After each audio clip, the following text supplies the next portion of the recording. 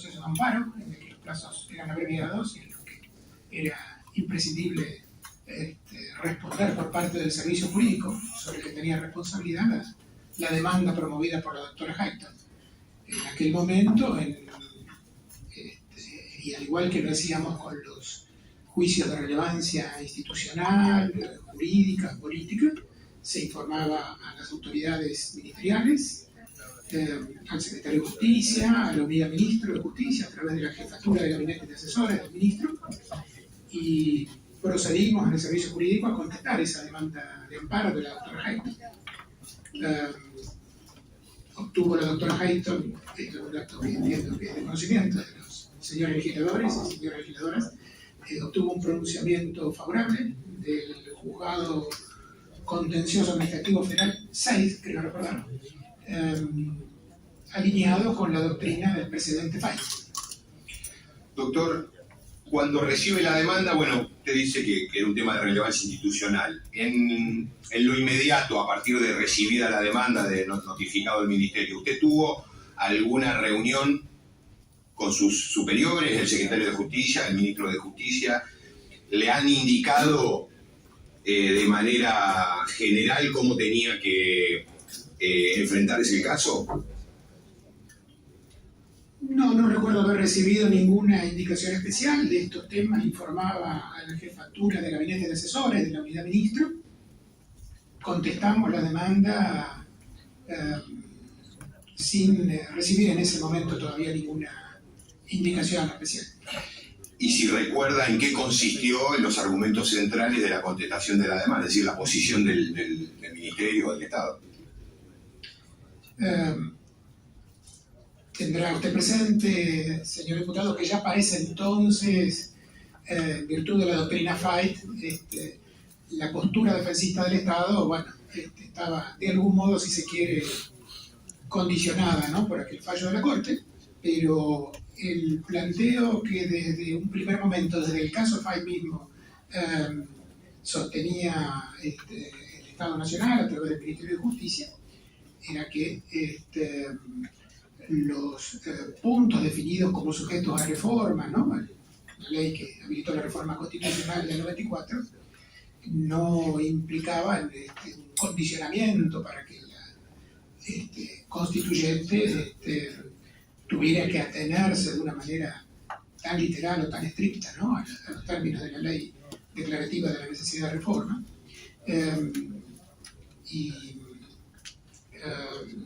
Que en consecuencia la constituyente estaba habilitada para introducir disposiciones como la contenida en el artículo 99.4, ¿no?, de la Constitución, en el sentido que los jueces, sin perder la inamovilidad, ¿no?, que es la garantía que da la Constitución, podían quedar sujetos a un plazo, ¿no?, en cuanto a la vigencia de sus designaciones, 75 años en este caso.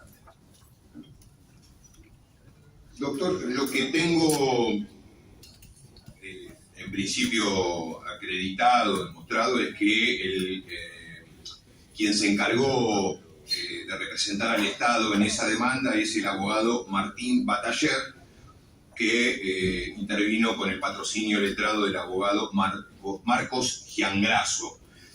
¿Usted recuerda que hayan intervenido estos dos profesionales y si fue usted el que lo designó o es una designación o una asignación de casos que se hace de otra manera y no desde la dirección que tenía usted a su cargo?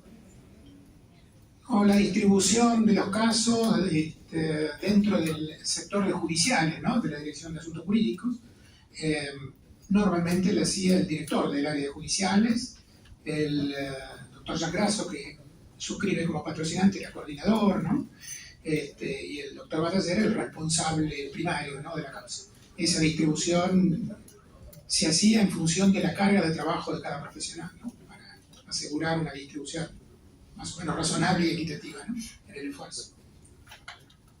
Muy bien. Le voy a repasar o recordar una secuencia una línea de tiempo que por ahí usted no sé si lo tiene tan presente. Pero de acuerdo a este registro, El 26 de diciembre de 2012 se presenta la demanda. El 27 es un primer proveído con vista al fiscal. El 28 de diciembre se produce el dictamen fiscal. El mismo 28 hay un escrito del abogado de la doctora Hayton solicitando se le dé carácter de reservado al expediente. El 29 del 12 se declara la competencia y se ordena informe del artículo 8, es decir, el traslado al Poder Ejecutivo. El 30 del 12 se solicita se liberó el oficio y el mismo día se ordenó. El oficio fue recibido en la mesa de entrada del Ministerio de Justicia el mismo 30 de diciembre, ¿no? 6 de febrero, bueno, periodo de feria, 6 de febrero de 2017 se presenta la respuesta a la contestación de demanda del Ministerio y el día siguiente, 7 de diciembre, pasaron los autos para resolver.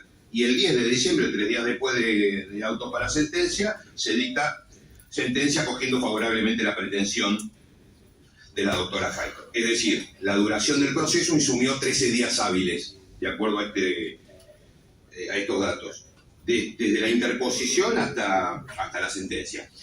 La pregunta es, según su experiencia, 13 días, ¿usted recuerda que estos son los plazos habituales para esta cuestión, teniendo en cuenta que ya te señaló que había, a partir de la doctrina FAI, había algunos otros precedentes, pero usted recuerda si esto fue un plazo normal, si a usted le llamó la atención la velocidad, lo que usted piensa respecto de ese periodo, ¿no? Más allá de la discrecionalidad del juez respecto del procedimiento. En todo caso, se cumplieron los plazos de la ley de amparo. Lo que ocurre, y esto desde una mirada empírica, es que nuestros tribunales están atiborrados de expedientes, y si a esto le suma el hecho de que el amparo prácticamente se ha ordinarizado, ¿no? Y el foro contencioso administrativo federal, casi todo va por vía de amparo, ¿no? Cuando se demanda al Estado, sí, es un plazo express, si usted me acepta esa expresión, ¿no? Pero dentro de lo que las normas, en todo caso, disponen, ¿no? En todo caso, lo que habría que hacer es que todos los amparos tengan esta celeridad, digamos. Exactamente. Bueno, doctor, entonces se recibe o se notifica al Ministerio de Justicia la sentencia, que era favorable a la doctora Hayton, y entonces lo que le voy a preguntar es si usted, como recién decía que lo mantenía informado a la jefatura de gabinete de asesores del ministro, eventualmente al secretario de Justicia, ¿usted comunicó esta novedad inmediatamente a sus superiores? Y si como consecuencia de esta notificación o no, recibió una nota que le voy a pedir a la presidenta se la exhiba, que es de fecha 14 de febrero de 2017 y firmada por el secretario de Justicia, doctor Santiago Tamendi. Sí, le pido que diga si esa nota usted la recibió y que la lea, por favor.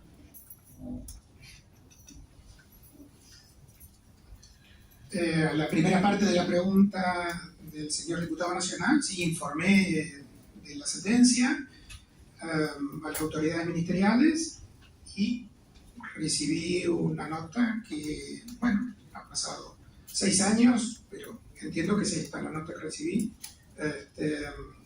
La leo todas, señora presidenta.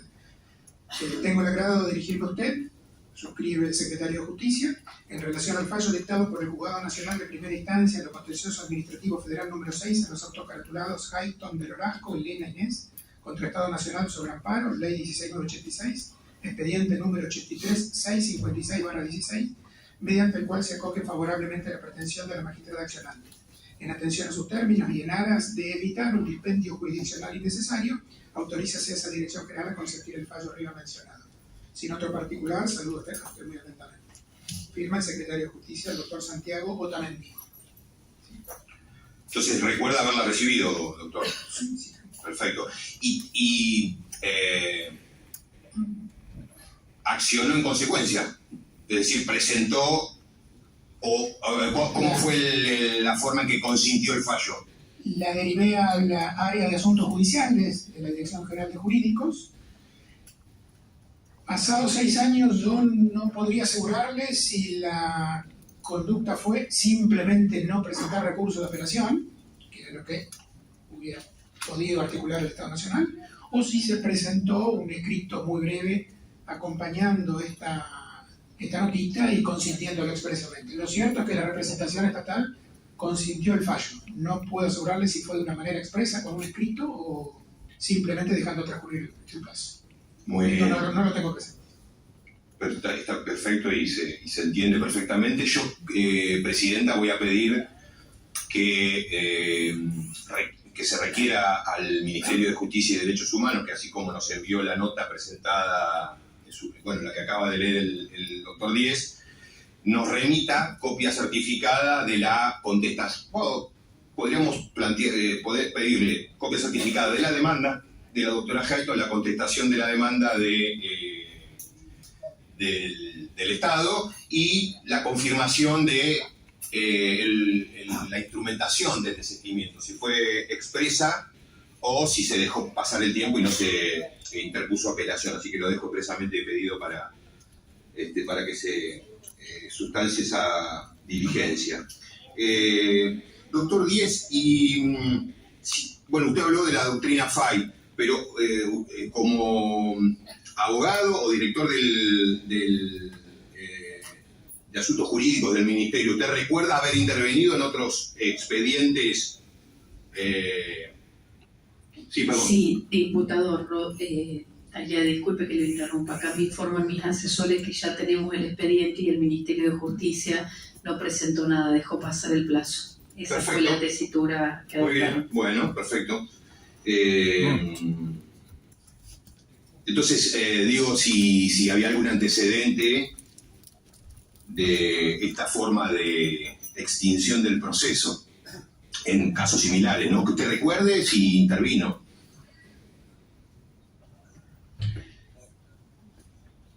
Me tocó intervenir en la contestación de la demanda y en la interposición de los recursos en el caso Fight.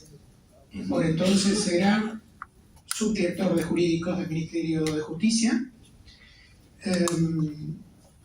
Después no tuve continuidad con estos temas porque en determinado momento continué mi carrera administrativa en el área del Ministerio de Economía, en el área legal del Ministerio de Economía. Después en la Procuración del Tesoro, en la que fui subprocurador del Tesoro también en un periodo anterior, y me reencuentro con el tema a raíz del caso Haidt, evidentemente, ¿no? ¿Sí? Doctor, en la nota se habla de evitar un dispendio jurisdiccional innecesario. Es una pregunta dividida en dos. ¿Le explicó el doctor Otamendi el sentido de esa frase? Y si no se la explicó, ¿qué interpretó usted? Digamos, ¿no? Recuerdo haber recibido esa nota, no explicaciones en particular, que tampoco yo estaba en condiciones de requerirlas, por supuesto, ¿no? Por una cuestión jerárquica. Y mi interpretación, esto ya no es una apreciación de un hecho, sino algo subjetivo, es que está vinculado con el precedente Fight, ¿no? Parece estar vinculado con el precedente Fight. Esto es que al final del camino la Corte iba a fallar en el mismo sentido que primera instancia. Es una interpretación, ¿no? Perfecto, es lo que le estaba preguntando. ¿Usted sabe hasta cuándo siguió en ese periodo como jefe o director de asuntos jurídicos? ¿Cuánto tiempo después de febrero de 2017, que es cuando se presentó la fecha de la nota? 2 meses más, hasta abril del 2017. Después continuó en el Ministerio de Justicia como asesor, ¿no? Sin funciones de responsabilidad. Sin ser director. Claro, Y, sí. o sea que estaba en el ministerio cuando se produce la sentencia en el fallo Schifrin. ¿Usted lo cree? Sí. Que en definitiva venía a revertir la doctrina FAI. De alguna, ¿no? Sí, exactamente. ¿Trabajó en algún tema vinculado a Schifrin desde el ministerio? No porque todo el desarrollo del caso Schifrin, dado que el fallo de la Corte data, si mal no recuerdo, de marzo, ¿no?, del 2017, todo el desarrollo procesal tuvo lugar cuando yo no estuve en el Ministerio de Justicia, sino que desde principios del 2008 hasta diciembre del 2015 tuve otras funciones, ¿no?, el Ministerio de Economía y Procuración del Tesoro. No trabajé en el caso Schifrin en particular. Si bien le voy a preguntar también, digamos, algo que forma parte de su subjetividad, pero usted es un testigo calificado, todos los que tenemos algo que ver con el derecho, escuchamos hablar alguna vez de usted, ya sea por la Procuración o por el Ministerio. En mi caso también trabajé alguna vez en el Ministerio. Pero le pregunto desde su mirada particular, con tantos años de experiencia, digamos, ¿le sorprendió Schifrin?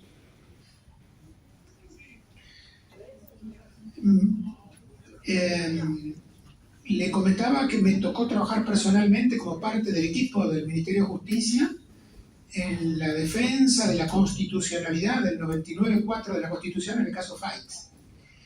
Desarrollamos argumentos de los que estuve siempre convencido, en lo personal.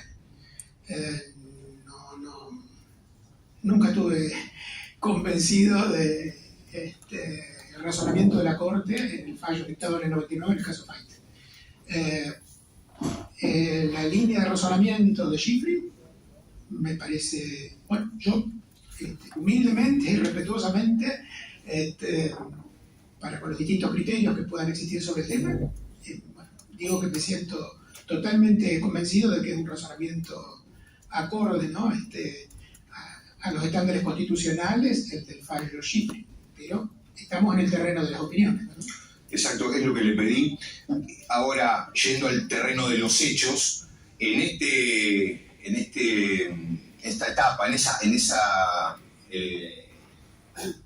línea de tiempo que va desde que contestaron Hayton de Nolasco hasta que se produce el desistimiento por vencimiento de plazo para apelar, en algún momento de ese periodo de trabajo con el tema Hayton, ¿se habló del tema Schifrin? ¿Se vinculó esta cuestión con otro expediente que estaba dando vueltas en la Corte? No, recibí la instrucción del secretario de Justicia, que leímos hace un rato.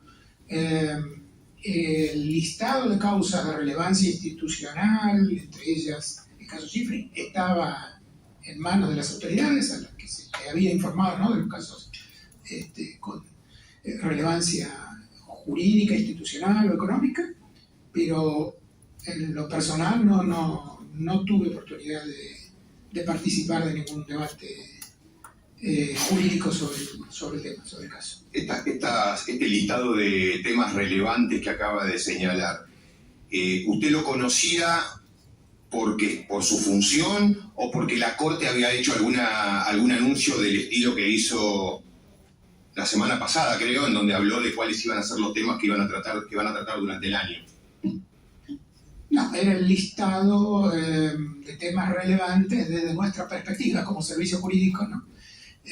Y de lo que interpretábamos que tenía que estar particularmente informada la autoridad política ministerial, ¿no? ¿Usted recuerda si esto que acabo de decir pasó ese año, 2017? Es decir, la Corte anunció cuáles iban a ser los temas de agenda del tribunal. No sé si lo recuerda, ¿eh? Yo tampoco lo recuerdo. No lo recuerdo.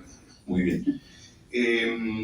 Con respecto, bueno, está claro que usted recibió la indicación del doctor Otamendi, que era el secretario de Justicia. Con el ministro Garabano, ¿en algún momento conversó, cruzó alguna idea, opinión respecto de esto, a título personal o a través de alguno de los asesores de lo que usted denominó jefatura de gabinete de asesores? Creo no equivocarme, no sé si el ministro estaba en alguna misión oficial cuando recibimos la notificación del fallo, por eso la respuesta la tuve del secretario de Justicia. No recuerdo haber tenido en esas horas, en definitiva, porque eran 48 horas, ¿no?, para apelar ese fallo. No recuerdo haber tenido otro tipo de debate, ¿no? Recibí la indicación en el sentido que antes mencionado. Perfecto. Y en este marco, ¿alguna indicación particular recibió respecto de los tiempos que se tenía que en la que se tenía que responder la demanda, o decir los tiempos, o eventualmente una prioridad de este expediente, si hubo alguna definición explícita de la autoridad política en ese sentido, que recuerde usted? No lo recuerdo y creo que la prioridad nos la daban los plazos del amparo, ¿no? Por el trámite express que tiene que observarse, ¿no? Para contestar demanda y en su caso para apelar si hubiéramos tenido que hacerlo, ¿no? Muy bien.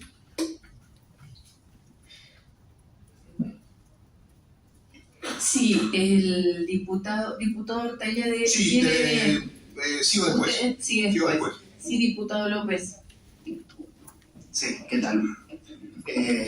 Sin entrar en el orden de las opiniones, sino de los hechos, le quería preguntar al testigo si de algún modo intervino en el año 2012 en el amparo, el juicio de conocimiento que había presentado el doctor Enrique Petracchi, juez de la Corte Suprema de Justicia de la Nación, y que el ministro de Justicia de la entonces presidenta Cristina Fernández de Kirchner retiró la apelación que tenía presentada en primera instancia.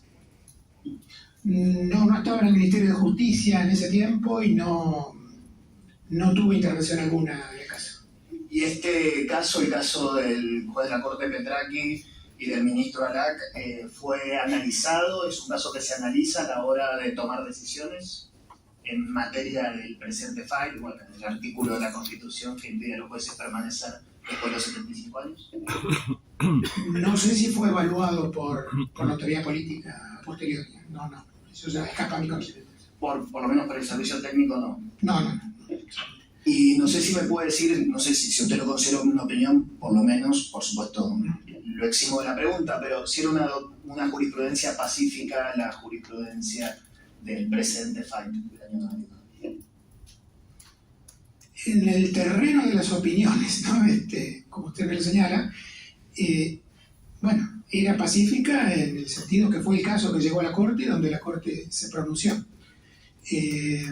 No hubo otro caso. Ahora, lo cierto es que es un fallo del año 99, ¿no? Y ya la composición de la Corte, en los momentos que estamos señalando, ya en 2017 o en otros momentos intermedios que usted quiere ubicar, ya era una integración distinta a la de la Corte.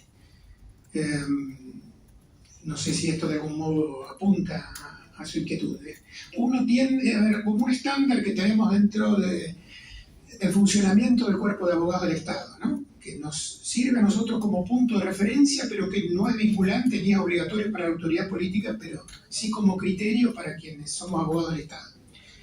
La doctrina de la Corte, cuando es coetánea, cuando es contemporánea, cuando la integración es la misma, es un punto de referencia insoslayable porque uno debe suponer que a situaciones similares los pronunciamientos serán similares.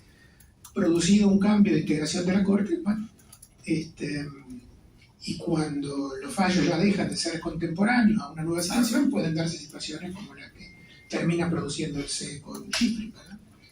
Pero no sé si interpreto hasta allí su inquietud. ¿Sí? Absolutamente en exceso, y le agradezco su conocimiento. Le pido, Presidenta, yo no tengo más preguntas, pero sí que podamos incorporar el expediente 24669 de 2011, Petracchi Enrique Santiago contra Estado Nacional, sobre el proceso de conocimiento, que no tengo acá dónde tramitó, pero me parece que sería un buen expediente para incorporar. Bien, se incorporará. Diputado López. Diputado Leito. Doctores, a su criterio, ¿debió apelarse?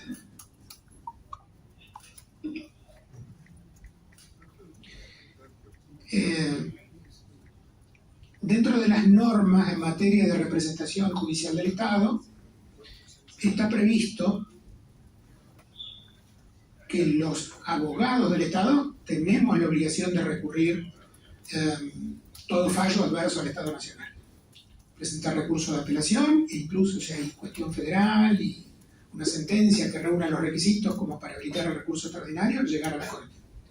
Es cierto también que esas normas contemplan que la autoridad política ministerial, ministros, secretarios, puedan tomar una decisión distinta. Es una facultad conferida por un decreto, que es el decreto 411 del año 1980, que tiene un texto ordenado por un decreto número 1265 del año 87. Y bueno, es en este marco, ¿no?, que cumplimos en el servicio jurídico la instrucción recibida del secretario de Justicia. Doctor, ¿usted era director jurídico del Ministerio? En ese momento sí. Los criterios jurídicos en determinados casos, ¿lo establecía directamente usted o usted recibía alguna instrucción de alguien? ¿De quién? Dentro del régimen de representación judicial del Estado, las autoridades políticas, los ministros, secretarios, me remito, por ejemplo, al artículo 67 de la ley 24.946, al decreto 411 del 80, que le hacía referencia, las autoridades políticas pueden impartir al cuerpo de abogados del Estado las instrucciones que consideren pertinentes. En ausencia de ellas, los abogados del Estado tenemos que obrar según nuestro leal saber y entender jurídico, y a falta de otra indicación, retomando el comentario de hace unos instantes, efectuar todos los planteos defensistas que podamos en sostén de la legitimidad de los actos estatales y en su caso interponer los recursos pertinentes. Doctor, en este caso, que no era un tema menor, ¿solamente recibió la nota que le mandaban o hubo alguna reunión precisamente para bajar alguna línea jurídica al cuerpo de abogados que estaba trabajando? No, la nota, no tengo otra precisión. Gracias, doctor, muy amable. ¿Alguien tiene alguna otra pregunta? Sí, diputado Oliveto y después Tagliade. Bueno, siempre parece la dupla, parecemos los pipines en la contabilidad. Doctor, buenas tardes. Una pregunta, doctor. Usted ahora, ¿cuál es su función en la Procuración del Tesoro? Actualmente la de subprocurador, uno de los dos subprocuradores de la Procuración del Tesoro. ¿En materia administrativa, penal, en materia administrativa? Sí, bueno, no hay roles. No tienen roles. Roles exactamente, tan específicamente definidos. Durante estos años en que usted se desempeñó como subprocurador en la Procuración del Tesoro, ¿apelaron todas las sentencias que llegaron a su conocimiento o alguna desistió de apelar? Le comento, la Procuración del Tesoro cumple un rol de coordinación, de supervisión, de